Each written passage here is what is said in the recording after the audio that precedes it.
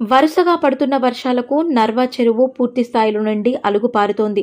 దీంతో మంగళవారం ఎమ్మెల్యే వాకటి శ్రీహరి చెరువు అలుగు వద్ద గంగమ్మ తల్లికి ప్రత్యేక పూజలు చేసి సారె సమర్పించారు.